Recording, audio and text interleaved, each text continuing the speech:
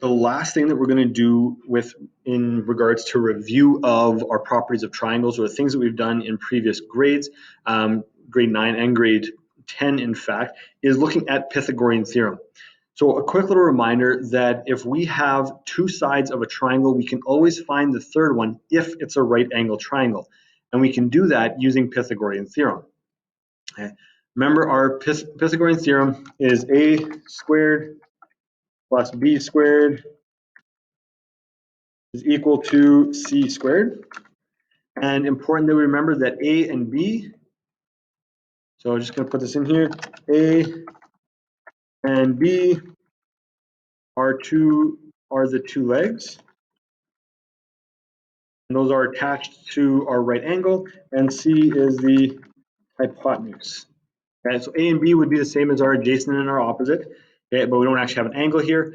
C is our hypotenuse, so that's always going to be the longest side. So let's determine the measure of each missing side. Well, I'm going to label it first. C is going to be our hypotenuse, and then our two legs, it does not matter how we label them. I'm going to label it A there and B here. Okay, so our formula, A squared plus B squared is equal to C squared. Okay, we plug in our values that we know, and in this case here we're actually given C squared, so we can rearrange our function. C squared minus A squared is equal to B squared. I just rearranged a little bit. C, it's 30 squared minus 18 squared is equal to, in this case here, it's H squared. And going through this fairly quickly here, H squared then is equal to, and I'm just going to quickly do these calculations on my calculator, is equal to 576. Okay. Now, important thing that we remember here is that once we are here, we're not looking for H squared, we are looking for H. So that means that we need to take the square root of both of these answers. Okay, so we need to take the square root of both of those answers because we want to get just H all by itself. And the square root of 576 is 24. So this will be 24. Now remember, the legs must be shorter than the hypotenuse.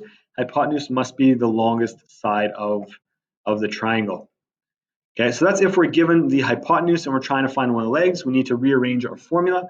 If we are given the two legs in this case, so we have, and I'm just going to call this A and this B, and the M is going to be C. And so if we put in, again, our formula, A squared plus B squared is equal to C squared. In this case here, we're actually going to keep it exactly like that. So we can plug in our A and B. Remember that A and B are completely arbitrary. We can switch them around. And this will then be M squared. So I'm just going to rearrange a little bit here. M squared is equal to plus 25 squared. 4225 or 4,225. Remember that we need to take the square root of both of these. So to get M all by itself, we take the square root of both of those.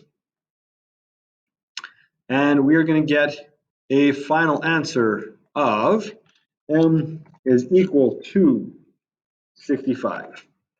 Okay. These ones work out really nice. They're actually what we call maybe Pythagorean triples, where there's no decimals in there. Okay, so they're triangles which have no decimals. Some have that, some do not. It's important to recognize the differences, or that we do have. If there is decimals, we need to keep putting in decimals. Okay, so remember, take the square root. Our hypotenuse should always be our longest side. The two legs should be shorter than the hypotenuse, not combined, but individually. It should be shorter than the hypotenuse.